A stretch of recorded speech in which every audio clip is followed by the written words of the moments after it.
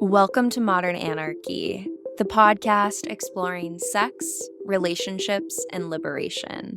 I'm your host, Nicole. I tried to keep her quiet, but she's screaming inside of me. I tried to keep her hiding, oh, shut up. I tried to keep her quiet, but she's a wild, wild woman. On today's episode, we have Marie. Join us for a conversation about creating fertile soil for compersion. Together we talk about the power of our narrative frames, choosing to turn towards connection, and emotionally touching your toes. Hello, dear listener, and welcome back to Modern Anarchy.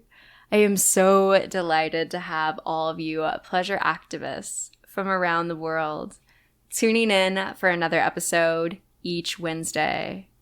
My name is Nicole.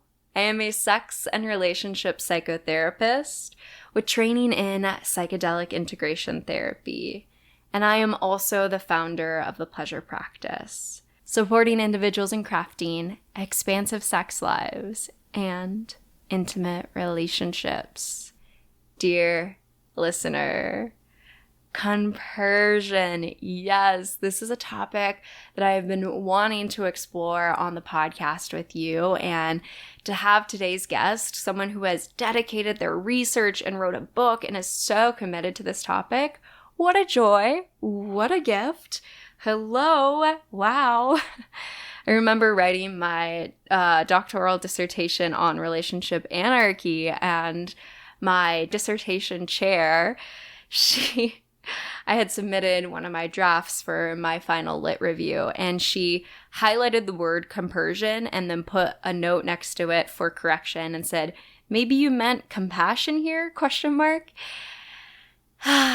Dear listener, when I saw it, I was just responding as you can feel now with my voice, which is, damn, yep, a lot to do in the field here, because no, I don't mean compassion, I mean compersion. And I get that that's not in the dictionary, but it should be.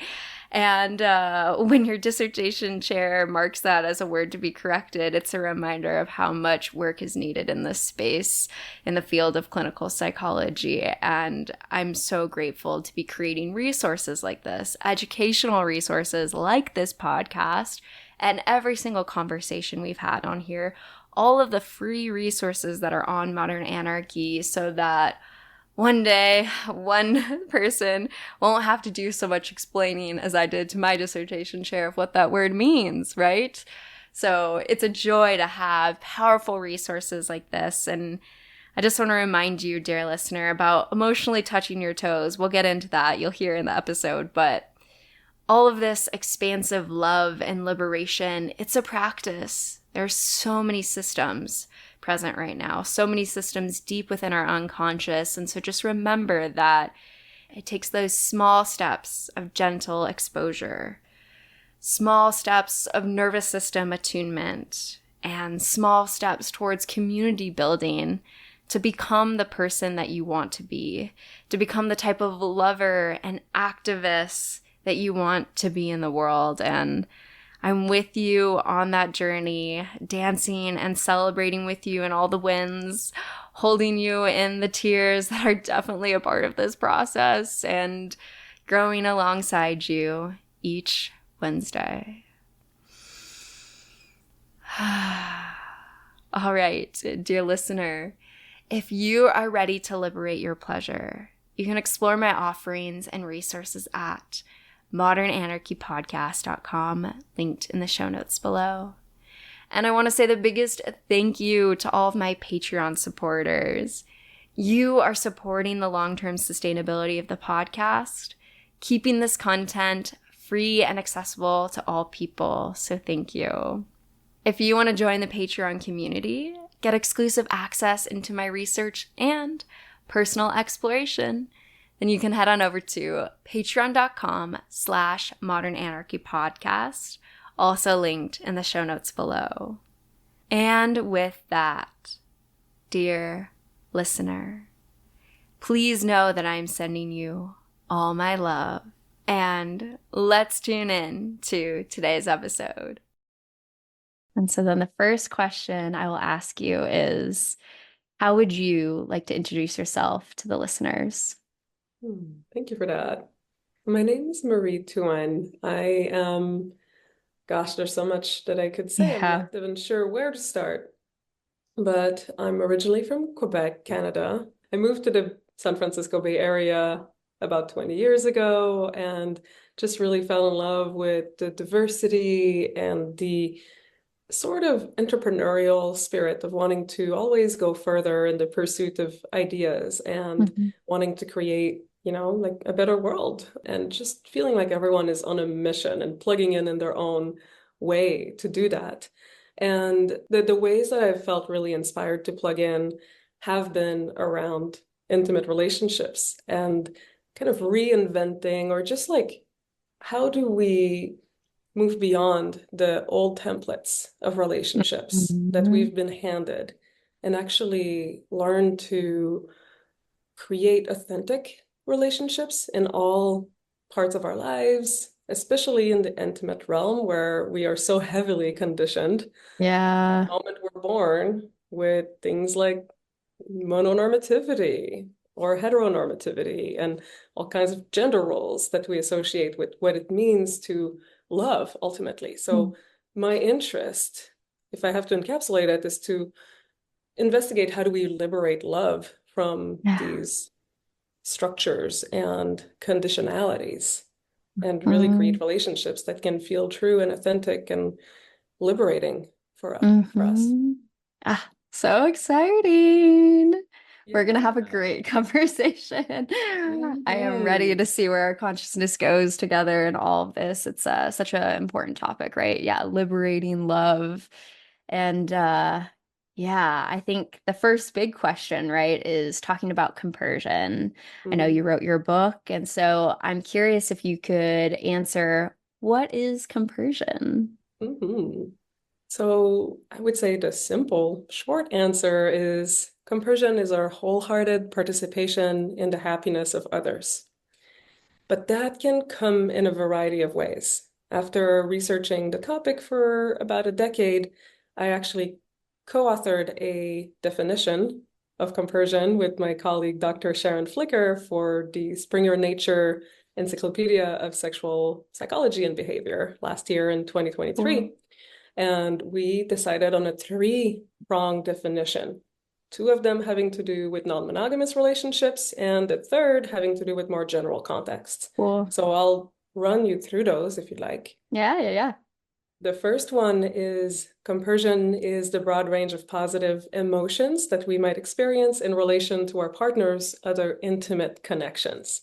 So that's what we generally think about when we think about compersion in a poly or non-monogamous context is I'm so happy that you're happy with this other person. It's this emotional shared joy reaction.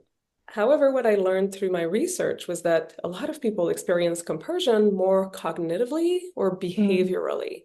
So the sure. second definition that we came up with was compersion is the broad range of thoughts, attitudes, and behaviors that one might experience in relation to their partner's other intimate connections. So that's potentially when you interpret your partner's other relationships as a positive event, but you don't necessarily feel joyful or high from it. And Hmm. that really normalizes the idea that we can be compersive or act compersively without necessarily feeling the emotion of compersion. Right. Yeah, that's huge for just Mhm. life in general with a lot of different emotions, right? There's a lot of difficult things that we do in life. Say you're afraid of public speaking, right? You can have that fear, you can feel that intensity of in your stomach and still say, I'm going to act from my values right now and get up on stage, right? So what does it mean Yeah. to maybe feel that fear in your stomach, feel that, anticipation in your chest and still say, "Hey, I'm excited for you" at the same time, right? The ways that we're not defined by that initial reaction, we're really defined by our value system and what we choose to live through. Absolutely. And in my book, I actually talk about a compersion ethic. which Mm, is a concept that I came up with in collaboration with Evita Sawyers, who is a polyamorous influencer, a really wonderful thought leader. And as we were talking about this, when I interviewed her for the book, this concept of a compersion ethic emerged as what you mm, just really described is this idea of acting in alignment with our values without trying to suppress what we're feeling, but not right. necessarily being like taking our feelings as a mandate to act a certain way. Hmm. And that is a very powerful concept. And I actually relate it to Bell Hook's concept of a love ethic. Sure. I was just quoting her yesterday as I was doing a book reading, and she has a beautiful sentence that says something like, like in order to love courageously, we have to face our fears. Mm, And fears will not necessarily go away, but they will not stand in the way. And that's a beautiful distinction. I think we can be hmm, self-compassionate and embrace our fears and accept our fears without being a slave of our fears in terms of how we hmm, treat people. absolutely. Yeah, the more the attachment, the more the love, the more the fear that comes through of what that person is in your world and what you could potentially lose, right? So what does it mean to dance hand in hand with those two realities? Whoa. Yeah. Yeah, Yeah. exactly. Yeah. Exactly.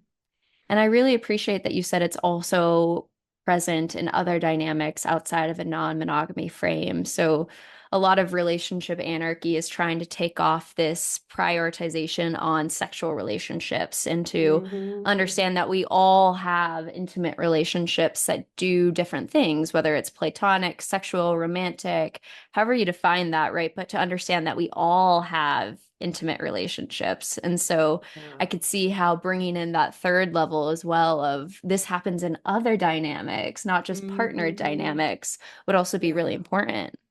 Exactly, exactly. That third definition is why we added it, because even though compersion was a word coined in the context of non-monogamous relationships, it is now starting to be used in other contexts. And yeah, like the line between those, categories of Yeah. relationships that we make are so blurry. Mm-hmm. So yeah, just to speak out loud, that third definition is compersion is the broad range of positive thoughts, attitudes, behaviors, and emotions that we might experience in reaction to someone else's gratifying experience in any context. Mm-hmm. So, Mm-hmm. yeah, I mean, there's so much richness that we can derive from applying that to all kinds of different life situations, from, feeling envious of someone that we see on Instagram, or a coworker, or a sibling relationship. Like, there's so many Mm-hmm. opportunities to look at our relationships from that lens of, like, is there room for more support, and why wouldn't I show up with celebration of other people's successes and Yeah. even my own successes? I was having a wonderful conversation with a Mm. friend just this morning about the idea of self-compersion. Ooh. So that is new. It's totally not baked, but I kind of want to throw that in the mix because our Sure. relationship with ourselves is also an important relationship. Mm-hmm. Yeah, so how do you see that being connected there? I think that if you can have the ability to celebrate your own happiness and success rather than, in a way, having this disconnect from it, you can allow yourself to celebrate the success of others more freely. Mhm. Sure, totally. Yes, less threatening. Abundance. There's abundance of Yeah. opportunity rather than scarcity. And yes, Hmm. absolutely. I could see Hmm. that. Yeah. Yeah, I'd love to get into so much more of what makes compersion difficult. I'm sure that's where a lot of people tend to go in this conversation, right? Hmm. I wrote a psychedelic jealousy guide, which is almost kind of like some people would think maybe the opposite of compersion. I don't think they're directly opposites, but sometimes that's kind of what the frame we get into of jealousy versus compersion, right? Yeah. And there's just so much to unpack in terms of what gets in the way of compersion. Even in preparation for this conversation, one of my partners is out traveling, right? They're on this like 2 week vacation. I'm not going to see them. And it was funny, I hadn't heard from them for a couple of days, which was a little bit expected because they're going to be going in and out of service. They're going to be hiking, right? And Hmm. there was a part of me who, when I'll clue you in, they're there with their mom. Okay. Oh, okay. Right. So they're there with their mom. And when I hadn't heard from them, I was like, yeah, that's fine, whatever. And then I was thinking about this conversation. I was like, oh shit. If they were there with another romantic partner, I know myself, Hmm. I'd be like, they haven't called me in 3 days. What the fuck? Like, Mm. oh, and then that's where the narratives start. Oh my God. And so I think that what I've in my own journey found really helpful is to always try and put it into that context. If this was a family member, does it make it different? And why or why not, right? Yes. Oh, that is so beautiful. Thank you for that. I love that. Because we Yeah. do, I think, through our probably like both cultural and biological conditioning, make such a strong distinction between familial relationships and erotic relationships, Hmm. and the level of threat we might feel when a Yes. relationship, the other relationship is erotic in nature. Right. It's a whole other code that gets Right. activated in us. Yeah, despite the fact that my partner's time and energy is being invested and so if we want to see it in this frame, I don't like this frame, taken away from me. I don't like that. Hmm. But Hmm. taken away from me Yeah. in a similar way, but the dynamics, of course, of a mom and a romantic are very different. And yet, you're right. It's the narratives around that and the potential threat around that. I don't see his mom as a threat to my positionality. Yet, if it was another romantic partner, now those couple of hours or days where I haven't heard from, what is happening? You see Mm. the snowball start to rumble and just grow in size there, and then you can start all of the narratives, and it's intense. Oh yeah. Well, I would imagine at some level with that person's mom, you don't feel like you're competing for the same spot. Right. Versus with another partner, I think our brain goes to, well, there's only one spot for the spot of a romantic Mhm. partner, and well, it's two of us in that spot. It's one too many. Right. At some Which level, I that's what we grow up with hearing. Yeah, and I think that's the important part is to acknowledge the ways in which, depending on your situatedness of your culture, right? If you grew up in American puritanical culture, you've been taught that monogamy is the only way, and that if you really love someone, you'd be with just them and that one and only person, right? And Mhm. so even like for myself, after been practicing non-monogamy for years, that's still deep within my unconscious. There's internalized mononormativity. It's just as much as there's other internalized things like internalized homophobia that creeps in despite being a queer person myself, right? Like it creeps in. And so I think that's where I practice self-compassion when I watch those narratives start to happen, right? And say, okay, Mhm. that is coming Mhm. from an idea of scarcity, that there is one spot. What the hell is that? That's coming from the outside world. I'm going to write a new narrative. I am secure. There is enough space for all of us, right? And I think that's just already reminding me of your second definition of compersion, right? The ways where we can have that initial reaction, but what are we telling ourselves from there? What's the narrative? What are the values that we're grounding into rather than that initial reaction where I'm panicking that I haven't heard from my partner? Mhm. Mhm. Absolutely. Absolutely. Yeah, and I think in terms of cultural narratives, what I find to be very interesting and why I often talk about my personal journey in the podcast space is because I grew up in puritanical culture. I grew up with a purity ring. And so back in the day, yes, back in the Wow. day, yes. Mhm. Mhm. Back in the day, I was very much so taught that I was going to marry a man and it was only one man for the rest of my life. And so all Mhm. of that Mhm. sort of narrative you can imagine. So it's been a couple of psychedelic paradigm shifts for myself to get to this space now. Um, so when I look Mhm. back on that paradigm, yes, there was only one person that you were going to be with. And particularly in that paradigm, I was taught that a man and a woman should never be alone together. Again, like what is queerness? Ooh. That was not even a thing in their world. But man Uh-huh. and a woman should never be alone together because you would just fall to your fleshy desires and just immediately start to have sex and all that sort of stuff, right? Yeah. Yeah. So, even after I started to get out of that Christian paradigm, I remember dating my boyfriend at the time, and he was like, "Oh, I'm gonna go get coffee with one of my friends from college." I lost my shit. I Oh lost my my shit. gosh, I was so jealous. I was like, right. you're gonna go hang out with another woman? You're gonna spend quality time with another platonic connection? What? Mm-hmm. Mm-hmm.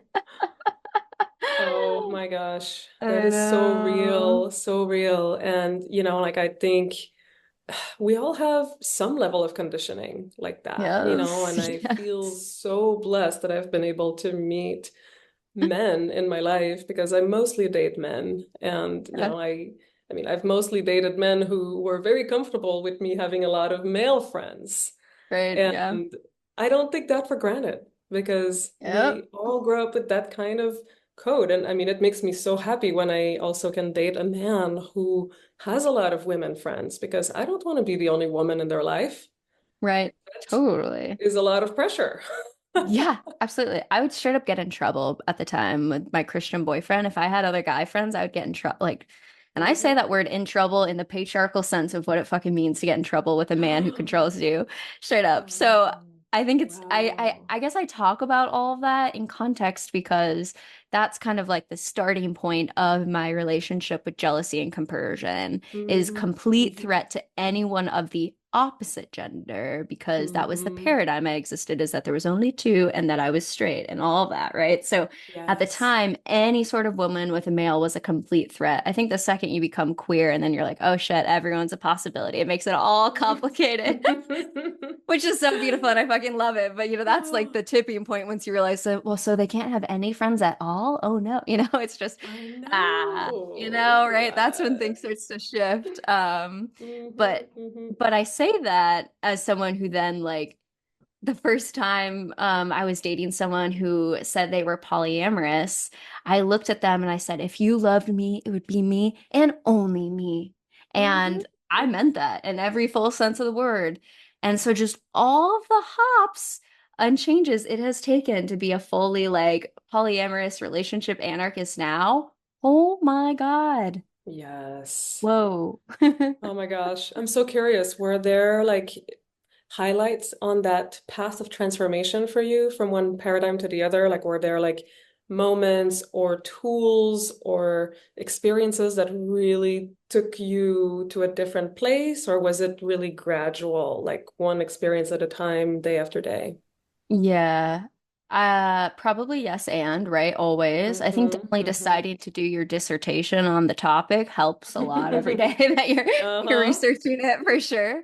But yeah, there were definitely big moments. I think one of the first things that's coming to mind is finding someone who that partner who's hiking right now that I love dearly, someone who had Mm-hmm. been in the community for 10 plus years, someone who had so much more security experience navigating this and who was patient with me as I ebbed my way into it was one of the biggest life changers, I think, because there's so much to unpack. And so to have someone who's stable and grounded and says, yeah, like, go play with other people, go date other people, go fall in love with other people. I'm secure. It was Mm-hmm. such a model when I started having to do the reverse of having my other partners explore other connections. I would think about that partner and what they had modeled for me in terms of possibility and security. And it was really, really big. And I think that one of the other big things too is building more relationships. I've always Mm-hmm. talked about the ways where if we think about intimate connections as a resource, and I really do believe they are a resource, Mm-hmm. as much as we need Mm-hmm. food, water, we need love. And Yeah.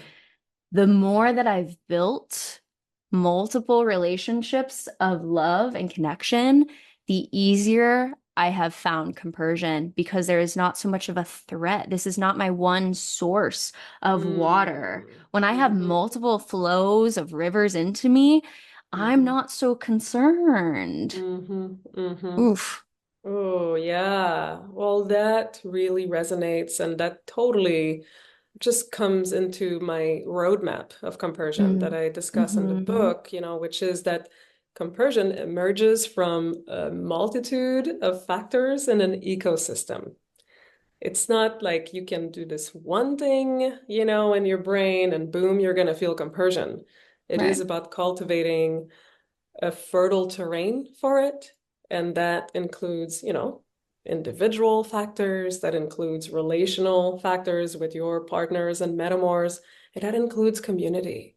Yeah. because the people that you surround yourself with, like you said, like will either pour into your cup and make you feel more resourced and resilient and prepared and abundant, or maybe not. So the more you Mhm. do have that fertile ecosystem around you, then the more you feel like you can give and be flexible and have the kind of bandwidth that you need Yeah, to actually move to a different paradigm. Because for you can't, sure. it's difficult to do that if you feel like you're living in scarcity. Totally, totally. Yeah, I think this is where I think about my work with psychedelic assisted psychotherapy and the power of the set and setting of the drug.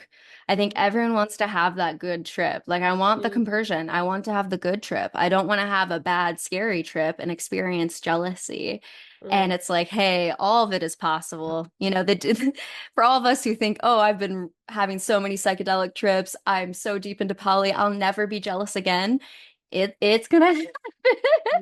It happens, mm, but depending on the set and setting, right? How big's the dose? Where I just think there's a level of mhm. humility we should always have that psychedelic could always slap you a little bit harder than you think. Oh, yeah. But so much of it dependent on your set and setting, right? So thinking about in terms of your set, the mindset, the narratives, the ways that I grew up in that specific paradigm, that being so deeply influential into the narratives, as well as that example of the mom versus the friend. Like, what are the narratives Mhm, of scarcity versus abundance that I'm telling mhm, myself and the threat? And also the setting, though, the relationship, right? If someone is giving you breadcrumbs of affection, mhm.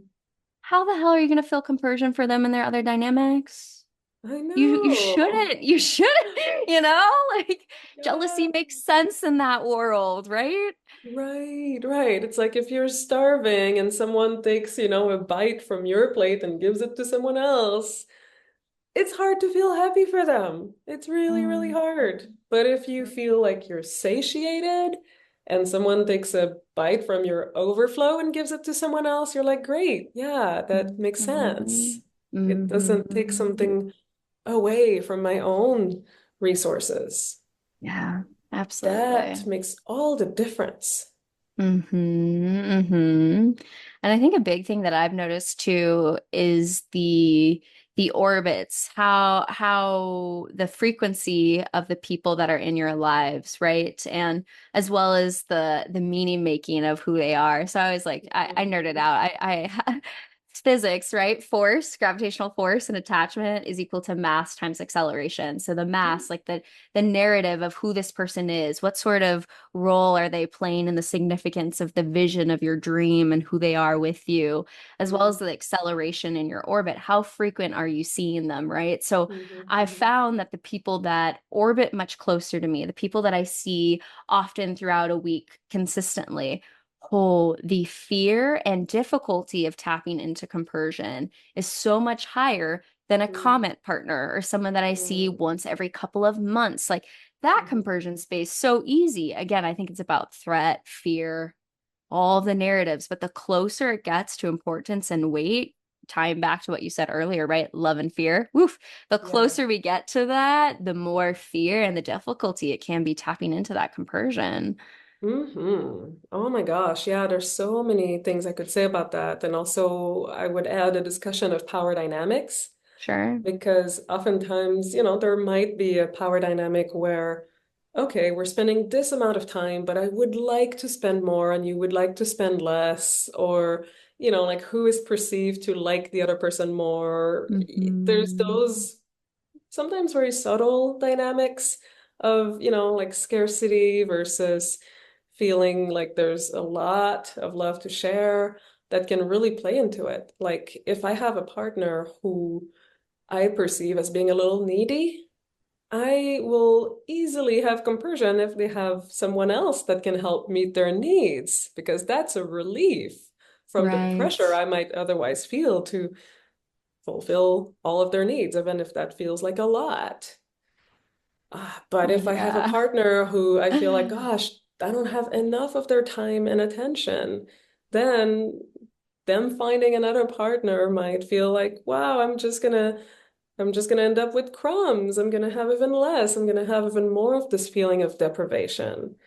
And that could happen with two different people that I see once a week each. Like there's this extra layer of power and subtleties and what do I really want? And like Sure. you said, what does this person mean for me and my kind of cosmology of how I see my Right. life? Right. And same thing with metamors. Mm. Who is that person?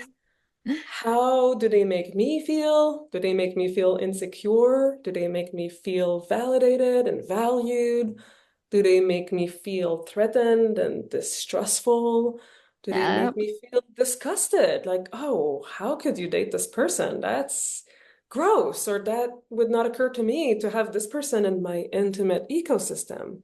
Or am I attracted to them and I'm kind of turned on that my partner is dating them and maybe I want to participate? Or for sure. somehow there's an erotic charge there. There's so many factors between those Totally. dynamics and those meanings that we attribute to people that will Absolutely. result in more compersion, less compersion, more easily accessed embodied compersion, maybe more attitudinal compersion. Oh gosh, it's such a Isn't it fun? fascinating and complex system.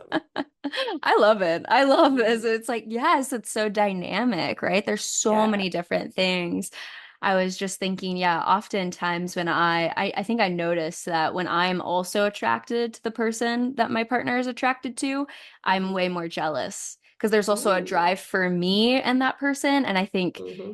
usually when we're attracted to people, there's something we admire or see in them. Maybe sometimes sometimes things we don't even think we have in ourselves, right? So then I think it can Hmm. up the jealousy factor versus when I see someone, Hmm. I'm like, oh, I'm not that attracted to them. They're okay. And then my partner likes them. I'm like, yeah, like great, like have fun, versus someone I desire and then seeing that they desire, oh no, and there's also the space of cool, we could all play and have fun together, and that's also a joyous. But I think I've noticed that Hmm. often when I'm also attracted, there's like this added edge to it of fear of like, what if this person's better, or all of that.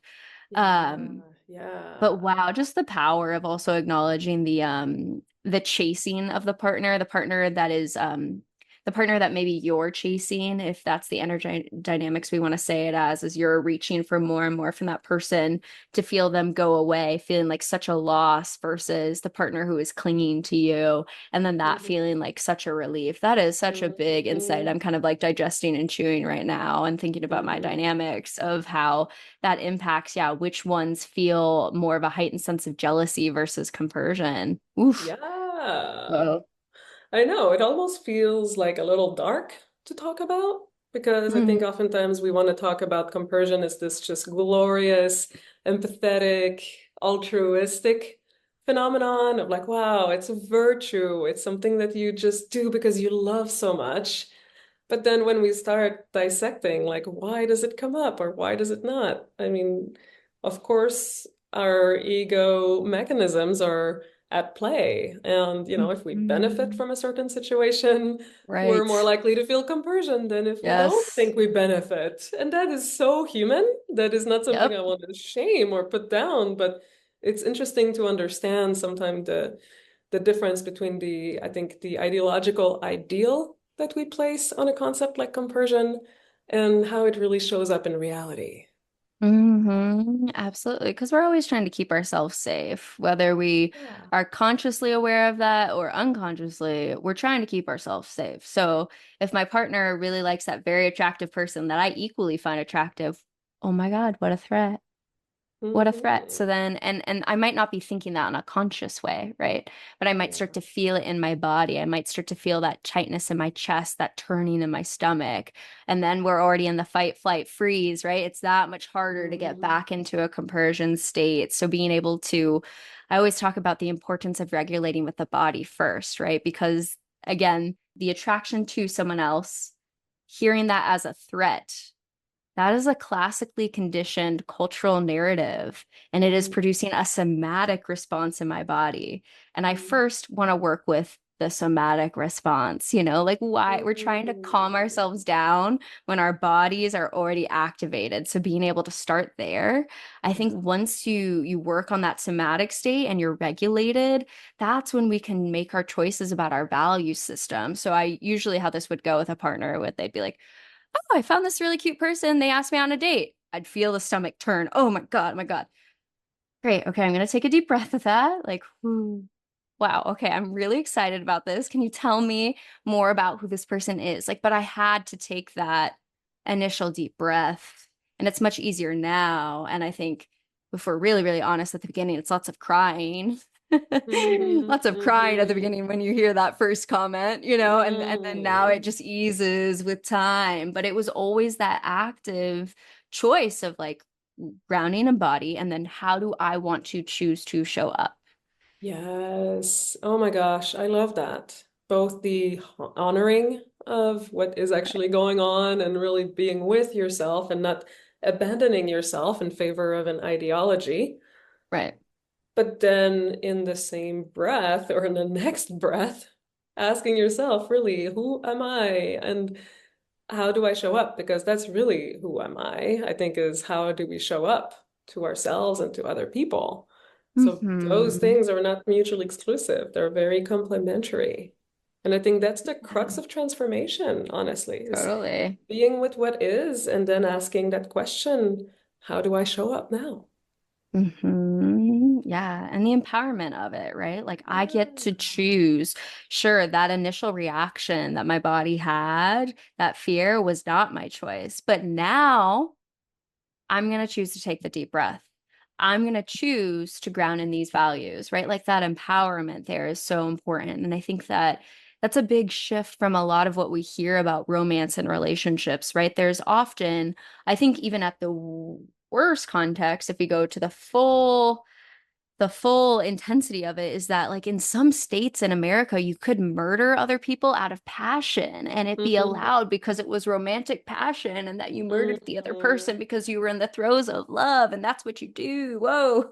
Whoa, right? So like there's this level of like when you're in love, you're uncontrollable. You're just overcome by the emotions. That's why I had to send that text to that guy that's been breadcrumbing me for so long. It's because I'm so in love with him. I'm going to follow these emotions versus learning, oh, Hmm. wow, no, we actually have control over ourselves and we can make informed Hmm. choices. And so I think that starting in that much darker place to realizing that, yeah, you can have a full reaction of even fear Yeah.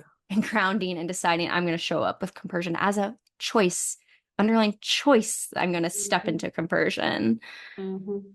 Absolutely.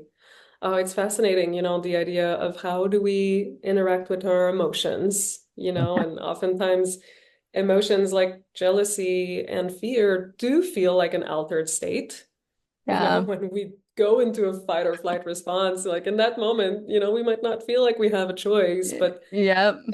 of course, it's the art of being human to actually find even that enough spaciousness in those moments that we realize that we do have some level of choice about how to act out. Yep. Oof, that is Totally. really big stuff. Um, Totally. and I like the idea of not seeing my emotions as my enemies, but Mm, also not being a victim of my emotions. And I right. think those two things go together. It's like, Yes. okay, you're not my enemy. I get to be with you, but also I'm not going to be victimized by you, Right. as if I were at Right. your mercy. Totally. Yes. So important because our emotions are always indicating something, Mhm. right? They're indicating something. Something's either misaligned, there's a desire, there's a fear, there's something there. So how can we get curious, right? So rather than attacking or being angry at our reaction, how can we sit with it and then invite curiosity? Okay.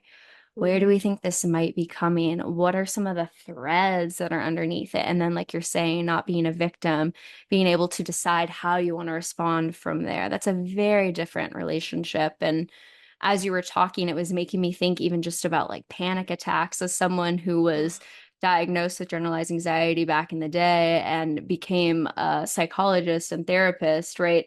There was a Mhm. lot of learning to realize that panic attacks are both a mix of psychological and a somatic response. And it starts Mhm. to feel like it's taking you over and it is happening, but to remember that that's not inevitable. I can actually slow Mhm. my mind down and like take that deep breath when I'm starting to feel that tightness of the breath. And so it was such a learning journey to realize that yeah, my emotional reactions, my somatic reactions, I'm not a victim to them. I actually have have the ability to work with them. Yes, yes. It's like reclaiming the steering wheel of your system.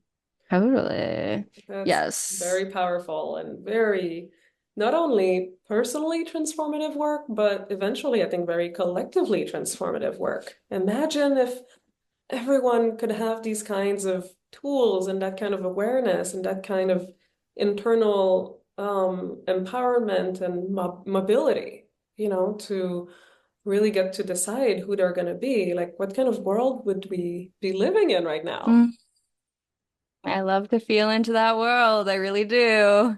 Oh, wow.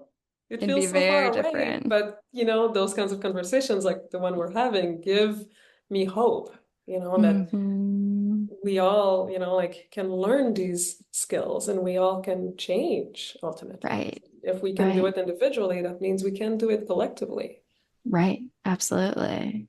And I think within that, one of the biggest things is exposure therapy, because Hmm. when it's like any athlete or any sport, right? I practice yoga and teach yoga. That's really been a great metaphor for me, and rock climbing. That's been my metaphor because I rock climb. You too? Ooh. Cool. Oh, yes. Well, great. Then maybe we can nerd out on some rock climbing metaphors, right? I Okay. love it. Okay, cool. Because the first time you go and climb, you're scared shitless. I don't know about you, but I was scared shitless the first time I got to the top. Mhm. And they're like, okay, you come down now. I'm like, what? This is so high up. Are you kidding me? What? Oh my God, Right, right. Do you lead climb at all? No, I do top rope. Okay, cool. So getting into lead climbing for me, oh my God, Marie, wow. Like Oh my so gosh. much somatic work because I was so terrified about that weight difference. Oh my God. Oh, wow. Yeah, Wow. yeah. That's been my biggest exposure therapy of my life thus far, of just like gentle exposure, safe partner, gentle exposure, safe partner. And I feel much better about Mm. it now, right? But Hmm. it was one of the like the episodes that came out around that time where I was doing that. I was talking a lot in this way of like my body is reacting in ways I can't control. And it was like I wanted to climb, and then I would start to feel my like gaze narrow, my chest would be tight, I would feel kind of lightheaded, and I'm like, wow, I'm going through a little bit of like a trauma. This is interesting Hmm. in ways that I was like, I'm Hmm. not controlling this, right? And so it felt Mm. very disempowering because I'm like, why is this happening? I want to climb. Why is my Hmm. body reacting? And so I just even pinning back to what you were saying earlier, having compassion, Yeah. that had meant like, okay, my body's having a response. Let's take Hmm. small steps. What feels Yeah. reasonable today? Maybe that was Hmm. one route, and then the rest of it was top rope, right? Hmm. Just Hmm. gentle, gentle, because we can't just force ourselves off the deep end. Right. Right. Yeah. And it's not always easy to take the ego out of it because, Yeah. I I mean, especially in rock climbing for me, want to do I want to it. do it. I want to be the most badass version of myself and the most badass climber Totally. in the gym. And yeah, Yes. I it's such a lesson to be humbled over and over again. And that means sometimes, yeah, taking smaller steps. And I think that Hmm. so applies to our relationships with ourselves and with others. How can we take small steps when we need that for progress? Right. Exactly. And let's just name that that is hands down the most badass version of ourself. The self that goes, Mm. okay, I'm ready to stretch here and push through a little bit of discomfort, but still stay grounded. Maybe when Hmm. I'm up there, I'm going to take some deep breaths and slow down and give myself that space. Like that is the most badass version of ourself, right? Truly being in connection, listening to our bodies. Oh. Oh my gosh. Absolutely. Absolutely. Mm-hmm. I would Mm-hmm. also apply that analogy to, sometimes opening up a Yes. monogamous partnership where Yes. people might want to go at different speeds and going at the speed of the slower person, as long as people are on board, not, Right. stalling and just totally resisting the whole project, but being able to go slow can actually be the fastest trajectory and the Mm-hmm. the safest and the fastest and just the most productive altogether. Yeah. That can be so Absolutely. hard. That can bring up a Absolutely. lot of shame or a lot of frustration for the person who wants to go fast. Oh my gosh. Yeah. Yeah, I've been on both sides of that equation. Uh-huh. Uh-huh. Yeah. Right? Like when you're first starting, being like, no, slow down, please. Like, no, I can't go to the Yes. sex party. No, I'm not ready to watch you have sex with other people. No, Mm-hmm, like mm-hmm, any of that. mm-hmm, So to then be on the other side and yeah, to feel both sides of it are very different emotions that come up. And so what does it mean to be a team, be on the same mm-hmm, team with that person, and then also to acknowledge the ways, depending on what you're doing with your life, where that person might be slowing you down. And is that a slowing down pace that you are willing to go into? There's a lot of benefit to mm-hmm. slowing down with that person. Other times, it's really not feasible. You might be in very different worlds. If I want to go on that lead climbing trip, I need a lead climber. I can't, so you just have to acknowledge that there's not some sort of like betterment to being in one space than the other. They're just in different practices, different risk ratio tolerances that people feel comfortable with, right? Mm-hmm, mm-hmm. Yeah. Oh my gosh. I was just actually doing a book launch party last night.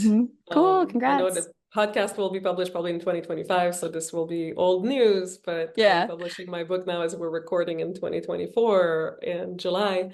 And someone asked a question, like, what about when people judge you, in your poly Mm, communities? What about when you're made to be a pariah because you're in pain and everyone wants you to feel compersion? And you're kind of mm, like the odd one out because you're not able to get there and get with the program. yeah, And that was a painful question to hear, but my response to that was ultimately when people are judging you, they just haven't gone through it. Because yeah, when someone has gone through that kind of really difficult experience, they're a lot less likely to judge the next person going through it because they know how hard it is. right. Yes. And to continue with that metaphor, then as someone who was super scared about going to the sex parties, right? Then the ways where when you meet someone new, then you might even extra try to caretake and be careful for them in ways when they Yeah. say, actually, I'm pretty okay, Nicole, you can go do it. And I'm like, yeah, but I've been there and I know how scary it is. So I am projecting onto you that you're actually Uh-huh. way more afraid than I Yeah. am. Like, Right, right? right. Mm-hmm. Mm-hmm. That's a trickiness to add to it too, is when that partner says they're fine, but because you've gone through it, you know how scary it is and you're projecting. Mm-hmm. Like, whoa. Totally, totally. It's so Yeah. hard to let people have their own experience. I don't know why we're wired to always project, but I do that too. It's so funny. We're funny Yeah. creatures. I know, exactly. We're trying to get closer, trying to understand. But like you're saying, I think the more that you've had more experience, the easier it is to have empathy. I remember when I was trying to lead climb and I was talking to another lead climber and she was like, I don't know why people are scared. It's not that scary. And I was like thinking to myself, are you Mm. fucking kidding me? Like, I'm terrified out there. Like, this is so like, but she couldn't comprehend where I was at, right? And so Mhm, I think that mhm. in terms of non-monogamy, I try to put myself back into that first story I told you when the partner looked at me and said, oh, I want to do non-monogamy. And I said, are you kidding me? If you loved me, it would be me and only me. Yeah.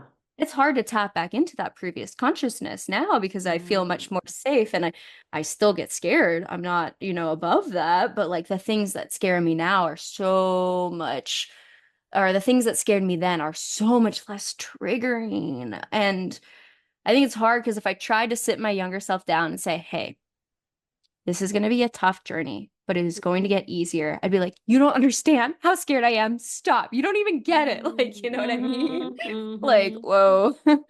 I know, I Yeah. know. I think I mean if you're gonna allow me to dip into a bit of a spiritual talk, I Sure. feel Yeah. like sometimes we just really need to have the entirety of an emotional experience without, wise perspectives, without Um, telling ourselves, oh, it's going to get better, like just to be in those darker spots within yeah. ourselves in their entirety and to feel like we can, at some level, let ourselves be engulfed by them and just have the full range of that experience without trying to Hmm. fix it right away. I think that is Right. actually really important for our spiritual evolution as humans, or we could say Hmm. psychological evolution or Sure. emotional evolution. Like the Sure. line between spirituality and psychology is not that thick, in my Right. opinion. It's kind I of, agree. Yeah. it's very connected. The soul. Yeah. Um, right, right. And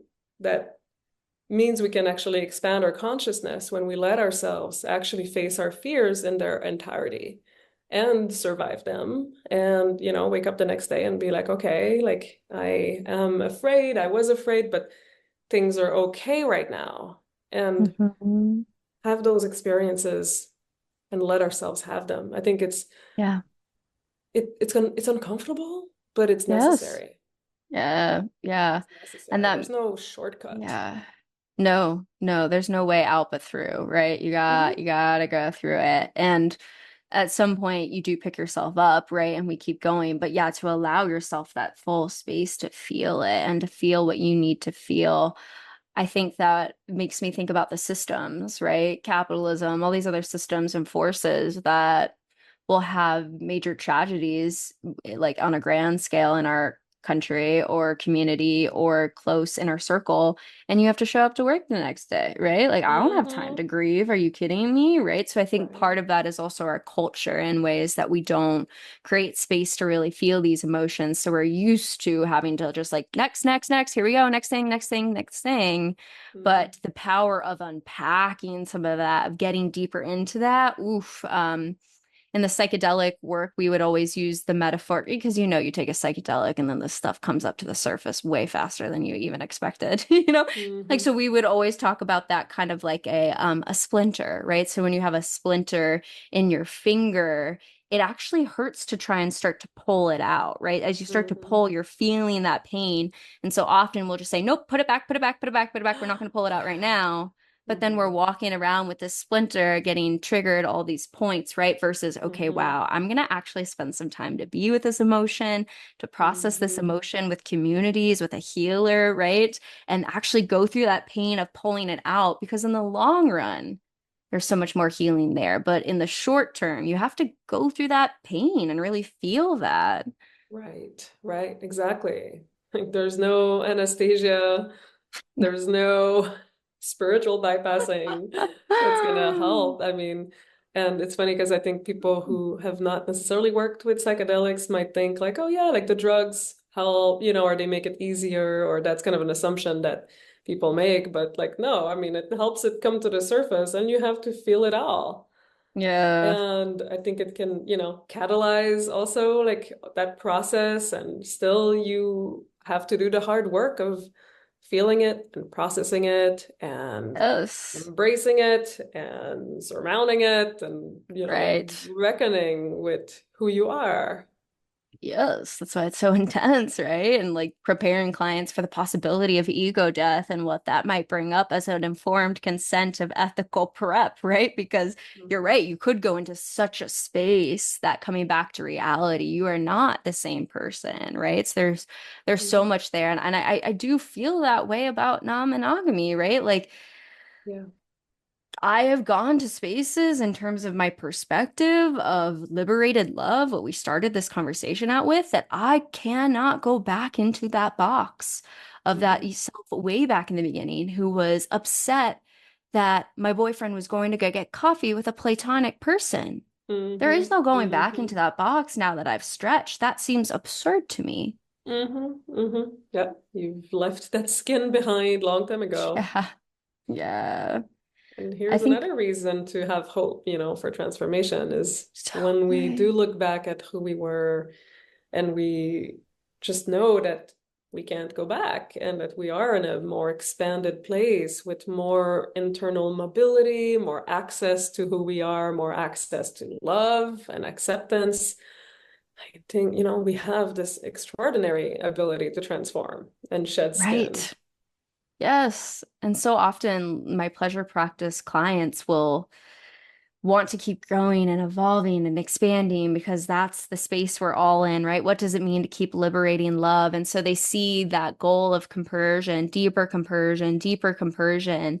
And I try to invite them just to pause and see the beginning of their journey. And I say, let's just hold on for a second because often we're beating ourselves up in this desire for more compersion. I'm still not there yet. I'm still not at whatever this yet is. And it's going to be different for all of us of where that is, right? But this Mhm. beating ourselves up, and if we can look back a little bit and just see how far we've come, I think that often changes the frame to realize, wow, I've actually grown a lot over the years. All these little steps, these little ways, they're adding up over the years. And so changing that frame from, wow, I'm still not at the point of compersion I want to, wow, I've come a long ways and I'm still transforming. There's still more to go, Mhm. and I know it's Mhm. coming. Absolutely, absolutely. And then I talk about the spectrum of compersion in Mm, my book as sure. well as a way to normalize that compersion might come in different flavors and different intensities. And for a Mm-hmm. lot of people, the trajectory from feeling mostly jealousy and threat in their non-monogamous relationships to feeling mostly compersion is Yeah. very gradual. And Mm-hmm. it's going to change according to different contexts and different changes in the relationship ecosystem, but it's definitely not something that you should necessarily like look at as the end goal.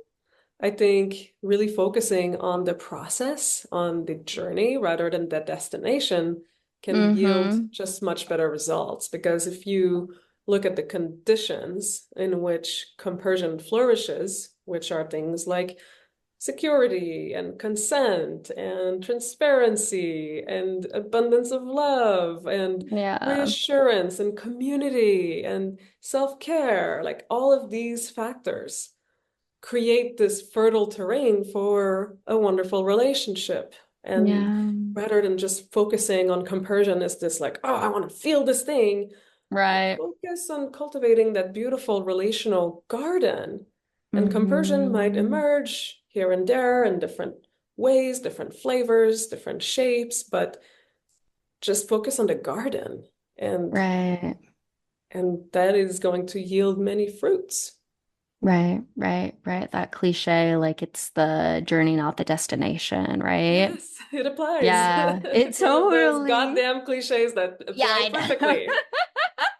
Presence, Yeah. right? The more we can get present with everything, not always searching for, but acknowledging what is. And I'm really thankful too that you had talked about metamors. I think that's a really Mhm. big piece of this. At least for myself, I found so much benefit in getting to actually know my metamors. I found that when it was more parallel or I hadn't met them before, there was so much, the imagination is worse than the reality. That's why in horror Mhm. films, they like to give you the dark. They like to keep that part of it where your mind just pictures what the demon is rather than actually giving you the picture because your mind is worse than reality. And so I think that Mhm. oftentimes with metamors, I noticed that I'd be projecting or these other things and then actually getting to meet them, have my own relationship with them. Mhm.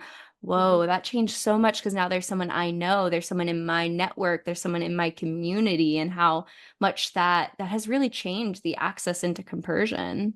Yeah. Yeah, absolutely. Absolutely. Hmm. I always, in my own life, when I get envious or jealous, getting to know the person that I'm envious of pretty much always dispels the edge of it Yeah. because I soon learn, like, okay, I might have put them on a pedestal or I might have Right. romanticized how perfect and powerful they were. And if I start learning about their lives, I realize that, oh, we're all fighting our own battles. And, I start humanizing this person, and then they start seeming like less of an enemy and more of like a peer. So it is powerful to just really Hmm. turn towards, even when it feels threatening to do so, but actually like go closer rather than further away, rather than Yes. cultivating the distance, actually cultivating connection. And that is, to me, Hmm. like a big way that we can transform. Absolutely. Yeah. That was making me also think about our relationship to self. Mm, turning towards ourselves. Yeah. Yeah. Yeah. Yeah. I think like, oh, is it being a woman in this society that since my, birth, I've been sold the Disney romance fairy tale that my highest goal in life would be to find myself in a romantic relationship where I am loved, right? That is the Mhm. highest goal that I could be in Mhm. versus seeing well at one, like seeing, hey, a whole community, like let's get you connected to a whole community, not one person. And Mhm. also a self, to be with myself, to Mhm. actually love Mhm. myself, to be Yeah. secure with myself in community, right? Not just this one person. So Mhm. I think that not all of us have a secure attachment to ourselves to trust that Right.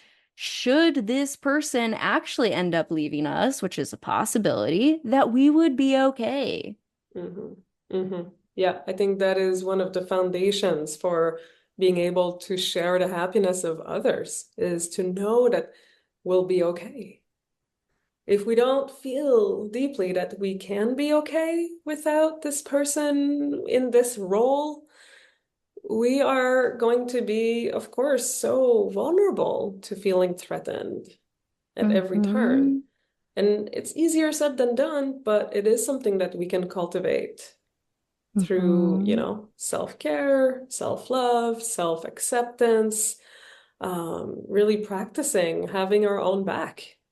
Yeah, Not to totally. dismiss, yeah, the power of relationships, because of course we're not meant to live alone in Right, isolation. We're a right. social creature and we need to have each other's back. Hmm. But there is this rootedness that we can cultivate, like drinking from our own source and also our own kind of spiritual connection to Right. a bigger whole or a bigger collective.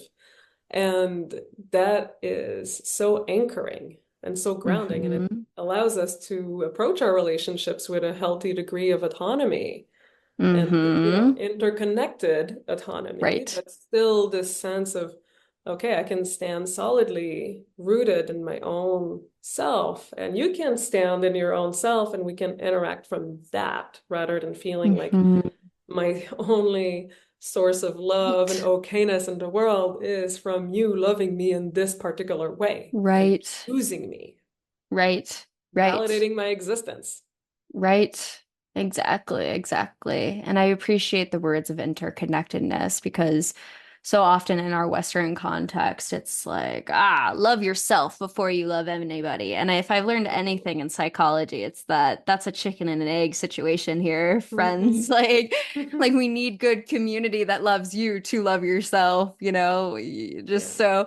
so it's just this, we often go the self, the self, the self, but it is the self in relationship. So it's that deep yes and to know that I am secure in who I am, and I'm also secure in the community that I've built. I'm secure in all these connections that I've built. And even if I move to a new location, I trust in myself to build another connection of community and people that love me. And so it's not this one person, these two people, these three people, whoever it is. It's the Mhm. wider community and myself. And I think that that makes it so much easier, again, like we're saying, to tap into an abundance mindset, which Mhm. makes it significantly less threatening when your partner is with someone else and that much easier to step into compersion. Oh, yeah, absolutely.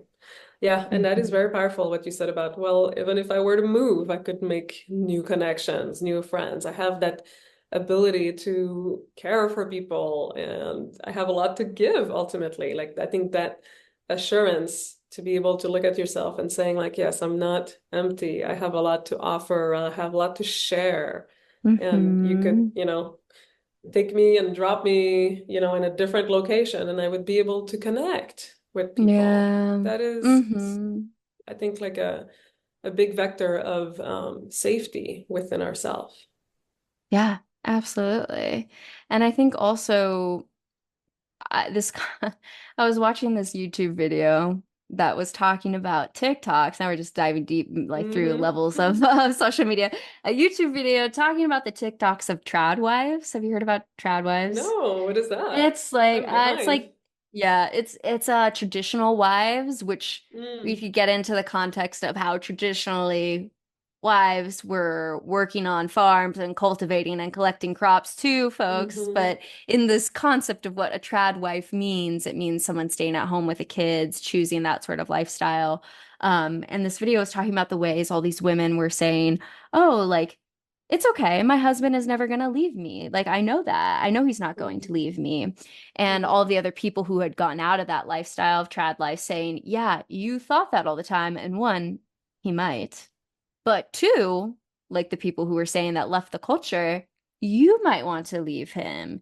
You might want to leave him. And so I'm just curious too, particularly in the gender socialization as women, right? Particularly because of our context of in the past, we couldn't have credit cards, we couldn't have any financial security. So we've always needed men, needed men, needed men. And despite the fact that you and I live in a different culture now, that's still deep within our roots. And so this Mhm. idea of needing the man, needing the man, needing the man, what if he leaves me? What if he finds, hold on, hold on. What if you leave him?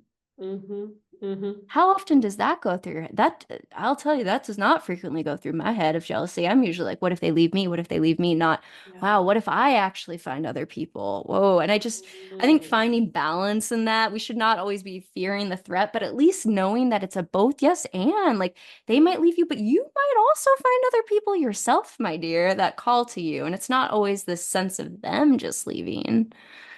Oh my gosh, yeah, like that actually makes me think about dating because I'm also a Mm, dating coach and I help people cool. with the whole process of, like Yeah. looking for partnership.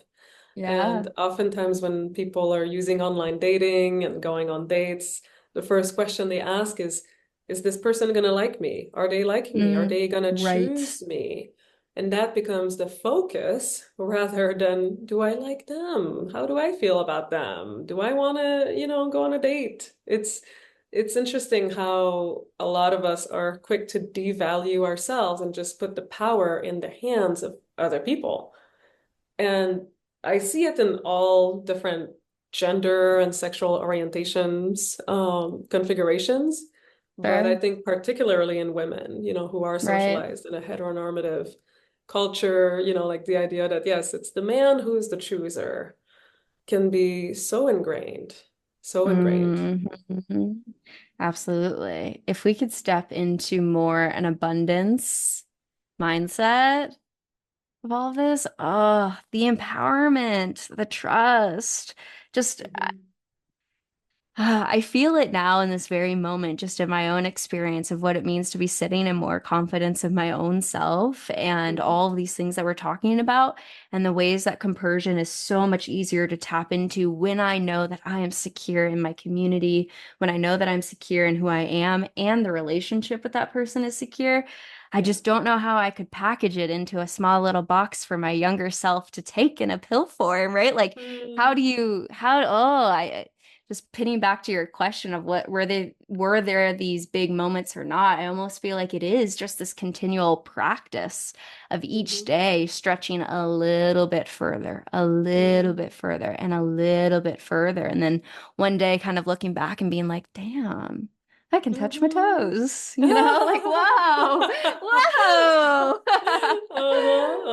Yeah. Yeah, Oh my yeah. gosh, I didn't need to like text this person anxiously because they didn't text me on time. Oh wow, that's like touching your toes emotionally, or it can look so Totally. many different ways, like so many wins. Totally. Yeah. I think the last time that I experienced that was like one of my partners having, like, there was a time in the past where they had kissed someone and I felt that full, like, truly like panic attack level sort of experience where I could feel my Mhm. body reacting. I could feel that tightness.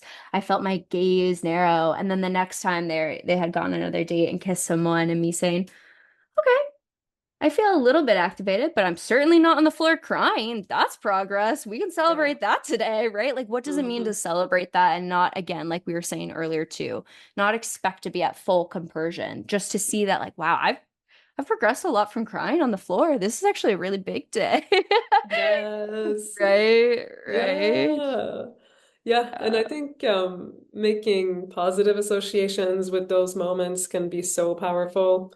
I actually have a coaching client who just opened her relationship not too long ago, but she's learned to create small wins and small vacations for herself when her husband goes out on a date. And she orders Cool. sushi and she Love just puts her that. favorite show on, has a glass of wine, and is getting to the point where she doesn't want him to cancel his dates anymore because she's like, no, I have a date with myself. This is going to be fun. I don't get to I have love that that. otherwise. Yeah. Yeah, absolutely. Absolutely. I will say after those days of like feeling that intensity, um, the rebound of having to reground yourself, like say I felt that level of intense fear, what I would have to do afterwards is very from a psychological standpoint, like of course do the somatic work, but to say like, hey, I am gonna buy that sushi, which I did do that day. Mm-hmm. I delivered sushi Mm-hmm. to myself and got some sushi, right? And then also, I am a lovely human being who has many important, beautiful traits and qualities,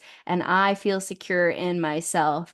I feel secure in this relationship. And there are literal journal entries of me just like writing that again and again and again Mm-hmm. until I felt that in my body. And so I will say the glow that you feel after going from crying to reassuring yourself to standing up tall and strong. Oh my God, I would be coming out dancing. I'm like, I got this. And it was such a glow that I don't know how else to Mm-hmm. describe of that trip. Mm-hmm. Oh, that's gorgeous. That's Mhm. gorgeous.